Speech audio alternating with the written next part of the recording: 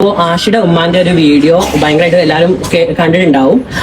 ഞാൻ ആഷിയുടെ ഉമ്മാക്കുള്ള ഒരു വികാരം എന്ന് പറയുന്നത് ആഷിയുടെ ഉമ്മാന്റെ മകനായ ആശയെ ഞാൻ പിടിച്ചു വെച്ചിരിക്കുകയാണ്. ഒരു കാര്യം മനസ്സിലാക്കാം, രണ്ട് പേര് സ്നേഹിച്ചു കഴിഞ്ഞാൽ അത് പല വീട്ടിലും പല പ്രോബ്ലംസും ഉണ്ടാവാറുണ്ട്. പക്ഷെ എങ്കിൽ പോലും സ്നേഹബന്ധങ്ങൾക്ക് ഒരു വാല്യൂ ഉണ്ട്. സ്വന്തം മകനെ വളരെ മോശം എന്ന രീതിയിൽ വീട് ചെയ്യുന്ന വ്യക്തിയാണ് ഫഹദും അതേപോലെ നന്ദിനി റെഡ്ഡിയും. ആ പറഞ്ഞ രണ്ടു പേരെയും ആ ഉമ്മ സപ്പോർട്ട് ചെയ്ത് സംസാരിക്കുന്നത്. അപ്പോൾ തന്നെ നിങ്ങൾക്ക് മനസ്സിലാക്കാൻ ഉമ്മാന്റെ മോട്ടീവ് എന്താണെന്നുള്ളത്. ഉമ്മാക്ക് വേണ്ടത് ഉമ്മാന്റെ മകനെയോ അല്ലെങ്കിൽ എന്നെ മരുമകളായിട്ട് അംഗീകരിക്കുന്നതോ അല്ല. ഒരിക്കലും ആ ഉമ്മ എന്നെ, ഞാൻ വിചാരിച്ചിരുന്നു ആ ഉമ്മ ഇന്നല്ലെങ്കിൽ നാളെ എന്നെ അംഗീകരിക്കുന്നത്. പക്ഷെ ആ ഉമ്മാന്റെ വാക്ക് കേട്ടപ്പോൾ എനിക്ക് മനസ്സിലായത് ഒരിക്കലും ആ ഉമ്മ അംഗീകരിക്കാൻ തയ്യാറല്ല. ഞാനൊരു ട്രാൻസ് ആയി പോയതാണോ തെറ്റെന്ന് എനിക്ക് അറിയില്ല. അതിൽ ഉമ്മ കുറെ കള്ളങ്ങൾ പറഞ്ഞത്. ഞാൻ ഉമ്മാനെ ഇതുവരെ തെറി പറഞ്ഞിട്ടില്ല.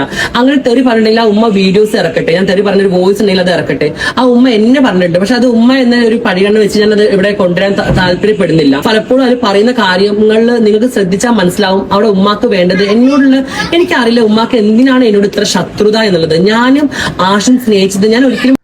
പ്രിയമുള്ളവരെ, മിന്നൽ നിച്ചുവാണ്. ഞാൻ ഒരുപാട് സപ്പോർട്ട് ചെയ്തിട്ട് മുമ്പ് ജാസിക്ക് ഇതായിട്ടൊരു വീഡിയോ ഇട്ടിരുന്നു. ഇപ്പല്ല, കുറെ മുമ്പാണ്. ആ ചാനലൊക്കെ എൻ്റെ അടുത്ത് ഇപ്പം ഇല്ല. ജാസി, നീ ഒരു മനസ്സിലാക്കണം എന്താ പറഞ്ഞുകൊണ്ടല്ലേ, നിന്റെ വളർത്തു ദോഷമായിരിക്കണം സംഭവത്തിക്കില്ലേ ഒരു ഉമ്മൻ്റെ വേദന. അത് നിനക്കറിയില്ല. ചിലപ്പോൾ നിന്റെ ഉമ്മ പറഞ്ഞു തരുന്നതായിരിക്കും. അപ്പോൾ പറഞ്ഞു തരുന്ന ആളുണ്ടോ ഇല്ലേ എനിക്കറിയില്ല. നിന്റെ ബാപ്പ പറഞ്ഞപ്പെട്ടിട്ടുണ്ട് ഉമ്മയുടെ സംഭവം എന്താ എനിക്കറിയില്ല. പക്ഷെ ഇത് വളർത്തു ദോഷം കൊണ്ടാണ് നീ ഇങ്ങനായി പോകുന്നത്. ഇപ്പം ആഷിഖ് എന്ന് അവൻ്റെ ഒരു ഉമ്മ, അവൻ്റെ ഉമ്മക്ക് ഒരുപാട് ആഗ്രഹമുണ്ട്. അവൻ പെണ്ണ് കെട്ടേണ്ടത് മൈനായിട്ടൊരു പെണ്ണായിരിക്കണം.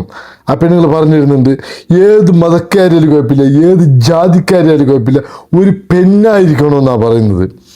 പക്ഷെ നീ പെണ്ണെല്ലായിട്ട് ബോധ്യപ്പെട്ടിട്ടുണ്ട്. ഉദാഹരണം, നീ എത്ര കൊല്ലം ആണായിട്ടുള്ളൂ, നീ ഒരു കല്യാണം കഴിച്ചൊരു ഒരുത്തനല്ലേ. എൻ്റെ ആ പെണ്ണെ ഉപയോഗിച്ച് നീ പെണ്ണാന്ന്. എന്ത് പെണ്ണായി? നീ ഏത് പെണ്ണായി? നീ പെണ്ണായിരിക്കും എന്ത് തെളിവുണ്ട്? നിന്റെ എവിടെ സർജറി അയച്ചുള്ളത്? ഒരുമാതിരി രോമം വരാത്ത ഒരു യന്ത്രമൊക്കെ ഒരു ചികിത്സ ചെയ്ത് നീ മൊത്തത്തിൽ പെണ്ണായിരുന്ന. ഉദാഹരണത്തിന് ഒരു ഉമ്മക്ക് നിറുമ്പോഴത്തേക്ക് ഏറ്റവും ഒരു സ്വപ്നമാണ് അവരെ മക്കളെ കളിപ്പിക്കൽ, പേരക്കുട്ടികളെ കളിപ്പിക്കൽ. ആ പേരക്കുട്ടി നിനക്ക് ഗർഭപാത്രം എവിടെ? നിനക്ക് ഗർഭപാത്രം ഉണ്ടാ? ഗർഭപാത്രം ഇല്ലാതെ എങ്ങനെ ഇത് കുട്ടികളുണ്ടാവും? പിന്നെ പറയുമ്പോൾ നിന്നെ ഒരിക്കലും ആ ഉമ്മക്ക് സ്വീകരിക്കാൻ പറ്റില്ല. നീ എന്ത് മരുമകളാവുന്നത്? എടാ, മരുമകളാണെങ്കിൽ പെണ്ണാവണം, മരുമകനായാലും ആണാവണം. അത് ആണുമല്ല പെണ്ണും കെട്ട ഈ കളി കളിക്കുമ്പോഴത്തേക്ക് എത്രയോ ആൾക്കാർ എനിക്ക് കമൻറ്റ്, നീ ആണല്ല പെണ്ണല്ല, നീ പ്രതികരിക്കുന്നുമുണ്ട്.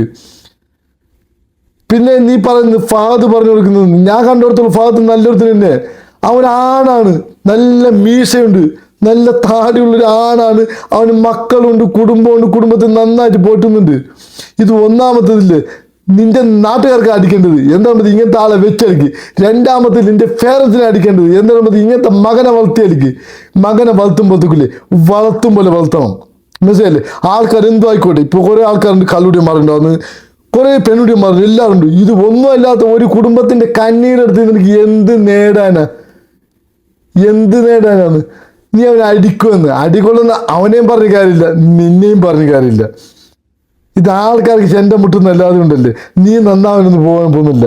അതുകൊണ്ട് ഒരിക്കലും നന്നാവില്ല നീ. ഇതും പറയുമ്പോഴത്തേക്കില്ലേ ഒരു ശാപാണ്. ഖിയാമത്ത് നാളിൻ്റെ അടയാളമാണ് നീ. പക്ഷെ അത് കേരളത്തായിപ്പോയി നീ ജനിച്ചത്. ഖിയാമത്ത് നാളിൻ്റെ അടയാളമാണ്.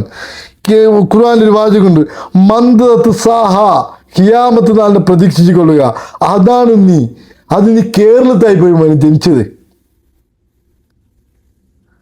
എന്ത് പറയാനാ? ഓ, എന്തൊരു അവസ്ഥ. ഒരു ഉമ്മൻ്റെ കണ്ണീർ കുടിച്ച് ആ പെണ്ണുകൾ കള്ളം പറയാ ഞാൻ നല്ല മരുമകളായിരിക്കും. എന്ത് മരുമകൾ? നിന്നെ കൊണ്ട് ഉപ്പിൻ്റെ ചട്ടിയിലിട്ടിച്ച് മറച്ചു വെക്കണം തേണ്ടി.